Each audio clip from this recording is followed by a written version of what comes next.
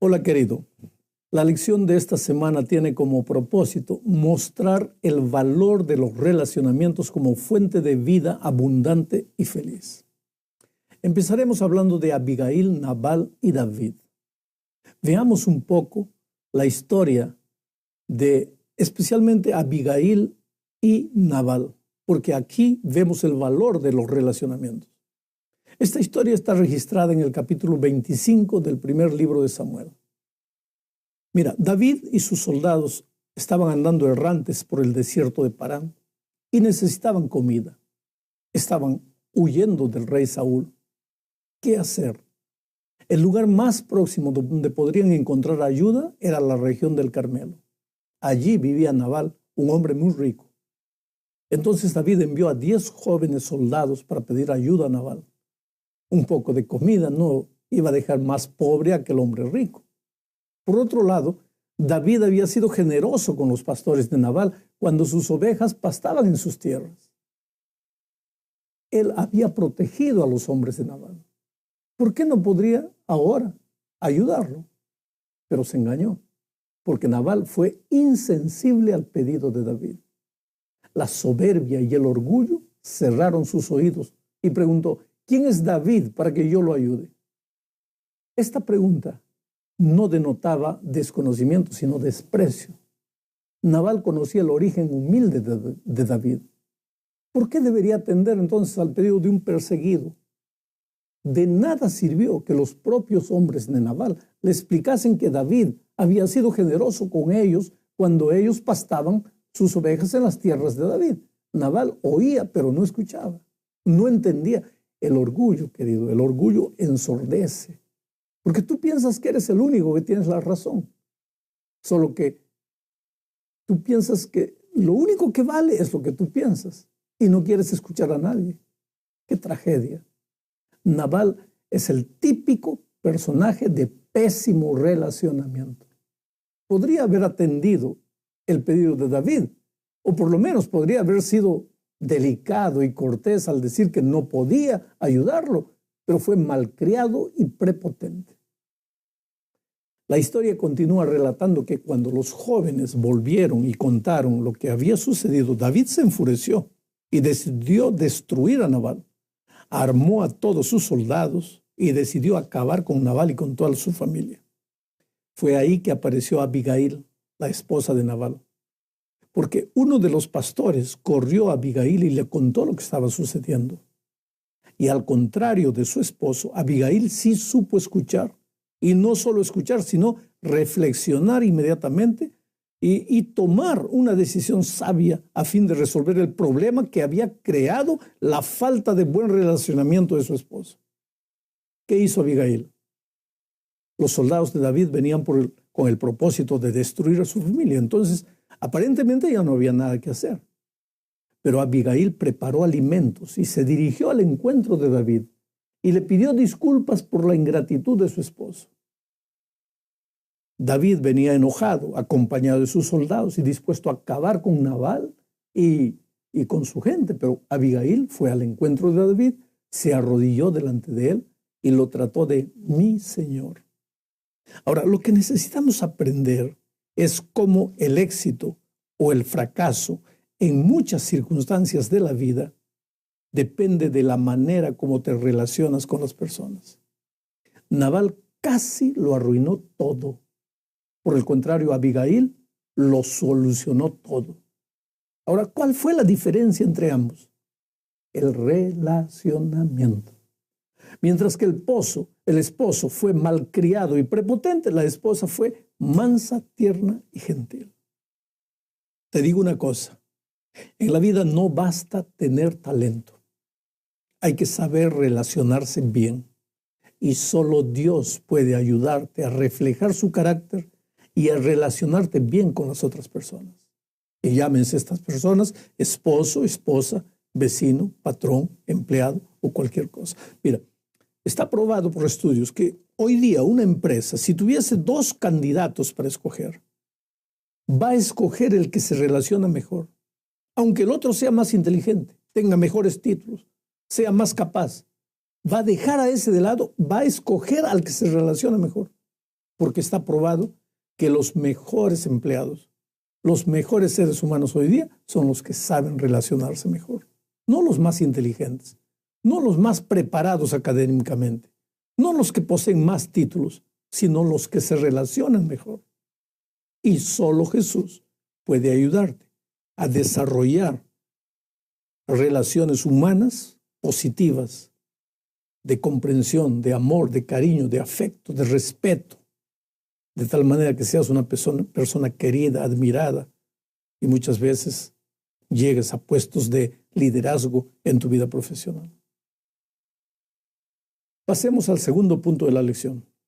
Para esto necesitamos leer lo que dice Primera de Pedro, capítulo 3, versículos 8 al 12. Dice así: finalmente, sed todos de un mismo sentir, compasivos, amándoos fraternalmente, misericordiosos, amigables, no devolviendo mal por mal, ni maldición por maldición, sino por el contrario, bendiciendo, sabiendo que fuisteis llamados para que heredaseis bendición, porque el que quiere amar la vida y ver días buenos, refrene su lengua del mal, y sus labios no hablen engaño. Apártese del mal y haga el bien. Busque la paz y sígala, porque los ojos del Señor están sobre los justos y sus oídos atentos a sus oraciones, pero el rostro del Señor está contra aquellos que hacen el mal. Es interesante lo que Pedro enseña aquí. Esta expresión, pero el rostro del Señor está contra aquellos que hacen el mal, da a entender que lo malo que nos sucede en la vida es porque Dios está molesto con nosotros, pero no es así. Esa manera de expresarse es típica de la literatura hebrea. Y aunque Pedro escribió en griego, su herencia judía era muy fuerte. En la literatura hebrea, mira, se le atribuye a Dios todo, el bien y el mal, porque al final de cuentas Dios es el supremo creador del cielo y la tierra. Pero si te pones a pensar un poco, te vas a dar cuenta que muchas de las tristezas que acarreamos sobre nuestra vida no es porque Dios nos está castigando, son consecuencias de la pésima manera que tenemos de relacionarnos con las personas. Mira lo que dice Pedro: el que quiere amar la vida y ver días buenos, refrene su lengua del mal y sus labios no hablen engaño. Apártese del mal y haga el bien. Busque la paz y sígala. Es simple. Aunque no tuvieses a Dios en tu vida, si solamente por puro moralismo pusieses en práctica el consejo de Pedro, serías feliz en tus relaciones humanas. Entonces, mucho más cuando tienes a Jesús en tu corazón. Somos nosotros, queridos, los que complicamos la vida con nuestras actitudes. ¿Sabes? El mundo, las otras personas y la propia vida son como un espejo. Si tú sonríes delante del espejo, el espejo te sonríe también. Pero si tú gruñes delante del espejo, el espejo también te gruñe. Pero, ¿por qué queremos nosotros que todo el mundo nos trate bien, sin importarnos cómo los tratamos a ellos? No, querido, la vida no es así. Y si no entiendes esto, vas a sufrir mucho. La tercera parte de la lección nos lleva a hablar del perdón. El perdón es básico en los relacionamientos. Es contrario al resentimiento, a rencor, a venganza. ¿Sabes que hay mucha gente infeliz, inclusive entre los cristianos, simplemente porque no son capaces de perdonar? Y si no eres capaz de perdonar, no te vas a relacionar, como lo dije, bien con las otras personas. Porque la vida de personas está llena de atritos. Hay que saber pedir perdón y saber perdonar. Hasta no hace mucho tiempo, nadie se interesaba en hablar mucho del perdón. Es más, se relacionaba el perdón solamente con asuntos religiosos que tenían el propósito de resignar a las víctimas. Por otro lado, muchos piensan que es difícil de alcanzar el perdón. Pero hoy, cada vez más, las personas descubren los beneficios del perdón y buscan fórmulas para alcanzar perdonar. Entre los beneficios del perdón están, por ejemplo, mejor salud. Las investigaciones muestran que el resentimiento aumenta la presión sanguínea, baja las defensas del organismo, fomenta la depresión y causa mucho estrés. Otro beneficio del perdón es una prevención contra el cáncer. Se ha demostrado que el cáncer tiene como punto de partida aflicciones o traumas no resueltos y acontecidos entre 5 y 7 años antes de que se declare la enfermedad. El perdón puede interrumpir el avance de la enfermedad en el cuerpo. Otro beneficio, más fuerza, porque se consume mucha energía, mucha fuerza para mantener reprimidos sentimientos como la ira, la culpa, el resentimiento, la decepción, el deseo de venganza, etc. Cuando tú perdonas, liberas una increíble cantidad de fuerza que queda disponible para invertirla en crear una vida feliz. Otro beneficio, mejores relaciones. Cuando perdonas, te sientes mejor. Te resulta más fácil convivir con las personas. Tus relaciones mejoran increíblemente. Otro beneficio, más libertad. El perdón te libera del dolor del pasado y de la basura emocional. Mira lo que dice Pablo en Efesios 4:32. Antes sed benignos unos con otros, misericordiosos, perdonándoos unos a otros, como Dios también os perdonó a vosotros en Cristo. Oh, mi amigo, la única manera de aprender a perdonar es ir a Jesús, llorar a sus pies, decirle que no puedes y permitir que el Señor haga reflejar su carácter en tu vida. Nada más. No hay otro camino. Pero para que puedas ir a Jesús tienes que entender que el no perdonar es una tontería. Porque si tú no le hiciese mal al otro, bueno, alguna ventaja tendrías en no perdonar. Pero cuando tu perdón o tu no perdonar no le hace mal al otro, te envenena el alma a ti. Ahora, sé inteligente. Perdona hasta por amor a ti mismo, mucho más cuando la gracia maravillosa de Cristo habita en tu corazón. En la cuarta parte de la lección analizaremos el consejo de Santiago que está registrado en Santiago, justamente capítulo 5, versículo 16. Dice: confesaos vuestras ofensas unos a otros y orad unos por otros para que seáis sanados. La oración eficaz del justo puede mucho. Para que seáis sanados. Debemos perdonar, debemos confesar nuestras ofensas para ser sanados. ¿De qué? Como ya vimos, el guardar resentimiento, amargura, rencor, solo envenena el alma del que no puede perdonar. Por lo tanto, hay que abrir el corazón. Hay que decir lo que se está sintiendo. No sé si te has dado cuenta, pero muchos hogares fracasan porque los esposos quieren decir cosas y se reprimen, no dicen. Y cuando lo dicen, lo hacen en un momento de rabia y eso, querido, en lugar de ayudar, al contrario, hiere a la otra persona y la pared entre la pareja aumenta.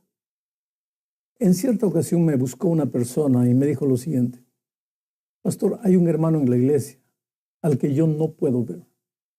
Yo no le hice nada, pero desde la primera vez que lo vi, sentí que era una persona orgullosa. Me miró con desprecio, no me saludó. No sé qué es lo que tiene contra mí, pero a veces creo que la mejor solución es cambiarme de iglesia para no verlo más. Mi respuesta fue: ore por él con toda su alma, deseándole de corazón lo mejor. Pida lo mejor para él. Pídaselo a Dios con toda sinceridad, aunque le cueste mucho. Me va a costar sangre, pastor, me dijo, pero lo voy a intentar. Y se fue. Tal vez nunca se imaginó este hombre que iba a recibir un consejo semejante, pero lo aceptó y lo colocó en práctica. Muchos meses después me encontré con él y me dijo: ¿se acuerda de aquel hermano que yo no podía ver? Pues sucedió un milagro. Un día de repente, sin ningún motivo, se acercó de mí y me dijo: hola hermano, creo que hay algo entre nosotros. No sé por qué, pero usted me parece antipático y quiero pedirle perdón por sentir eso. Yo no pude contener mi emoción, me dijo el hermano, y le respondí, no, mi hermano, creo que yo no tengo nada que perdonarme porque yo también siento algo parecido. Pero, ¿por qué sentimos eso si somos hermanos en Cristo?, dijo el otro. No sé, creo que es el diablo que colocó esto entre nosotros para que ambos nos perdamos. Entonces nos dimos un grande abrazo, oramos juntos y hoy somos grandes amigos. Bueno, querido, si tienes a alguien a quien guardas rencor o alguien que te odia y quieres superar ese problema, haz lo mismo que este hermano y te asustarás con los resultados. ¿Qué sucede al orar por la otra persona? Ablandas tu sentimiento hacia ella, ofreces tu mano, limpias tu corazón de ese veneno del rencor y sin que la otra persona sepa cómo ni por qué, va reaccionando poco a poco de la misma manera. Él percibe que el veneno de su alma se va, que su corazón se ablanda y sus sentimientos hacia ti empiezan a cambiar de amargos en dulces. Es una ley que funciona. No digo que no cueste, porque si alguien te ha hecho una ofensa grave, no es fácil que ores por esa persona, pero hay que pagar ese precio.